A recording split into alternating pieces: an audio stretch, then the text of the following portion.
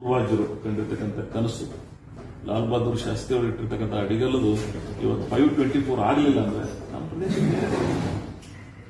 ಹೌದು ಆರ್ಥಿಕವಾಗಿ ಸಂಕಷ್ಟದಲ್ಲಿದೆಯೋ ನಾನು ಒಪ್ಪುತ್ತೇನೆ. ಅದು ಬೇರೆ ಯಾವುದಾದ್ರೂ ರೂಪದಿಂದ ನೀವು ಮಾಡಿ.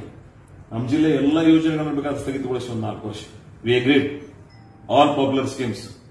ಒಂದ್ಸಲ ಕೃಷಿ ವಲಯಕ್ಕೆ ನಾವು ಆದ್ಯತೆಯನ್ನು ಕೊಡಬೇಕಾಗ್ತದೆ. ಆ ರೀತಿ ಮಾಡಬೇಕು. ಮತ್ತು ಏನು ಆಲ್ಮಟ್ಟಿ ವಿಚಾರವಾಗಿ ಸರ್ಕಾರ ಸ್ಪಷ್ಟ ನಿರ್ಣಯವನ್ನು ಮಾಡಬೇಕಾಗ್ತದೆ ಅಂತ ಹೇಳಿ, ಹಾಗೆ ನಿಂಬೆ ಅಭಿವೃದ್ಧಿ ಮಂಡಳಿ ನಾವು ಮಾಡಿದ್ವಿ. GI ಟ್ಯಾಕ್ಸ್ ಇತ್ತು. ಅದು ಇನ್ನೊಂದಿಷ್ಟು ಹೊಸ 7.8 ಕೋಟಿ ರೂಪಾಯಿ ಹೊಸ ಸಂಶೋಧನೆಗಳನ್ನ ಮಾಡ್ತಕ್ಕಂಥ ಪ್ರಯತ್ನ ಮಾಡ್ತಾ ಇದ್ರು. ಅದು ಆಗಲಿ. ಅದರ ಇತ್ತೀಚಿನ ದಿನಮಾನಗಳ ರಸ್ತೆಗಳು ನೋಡ್ತಿರ್ತೀವಿ ನಾವು. ನಮ್ಮದೇ ಆತ್ಮಸಾಕ್ಷಿ ಒಪ್ಪೋದಿಲ್ಲ. ಬೇರೆ ನಾವು ಹೆಸರು ಮಾಡಿರ್ಬೋದು.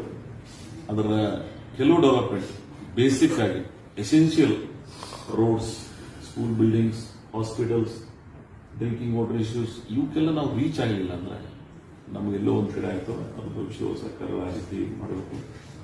ಮತ್ತು ಕಾವೇರಿ ಕೃಷ್ಣಾ ಕೇಟ ಆದ್ಯತೆ ಕೊಟ್ಟಿದ್ರೆ ಉಳಿದ ನದಿಗಳಿಗೆ ಆದ್ಯತೆ ಕೊಡ್ತಾ ಇಲ್ಲ. ಭೀಮಾ ರಿವರ್ ಅಂತೆ ಅನೇಕ ಸಣ್ಣ ಸಣ್ಣ ನದಿಗಳದಾವ. ಆ ಭಾಗದ ಜನರ ರೈತರ ಬದುಕಿಗೆ ಆಧಾರ ಆಗಿದೆ. ಅವುಗಳ ಬಗ್ಗೆ ಸಹಿತ ಲಕ್ಷ್ಯವನ್ನು ಕೊಡಬೇಕಾಗ್ತದೆ. ಭೀಮಾ ನದಿ ಒಳಗೆ ಬ್ಯಾರೇಜ್ ಅದಾವ.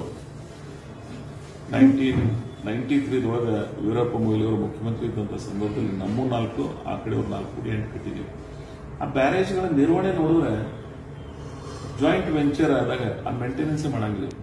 ನನಗೆ ಕೆಟ್ಟ ಅನಿಸ್ತದೆ. ನಿನ್ನ ಅಧಿಕಾರಿಗಳಿಗೆ 8 ಬ್ಯಾರೇಜ್ ನೀವು ಸರಿಯಾಗಿ ನಿರ್ವಹಣೆ ಮಾಡಿದ್ರೆ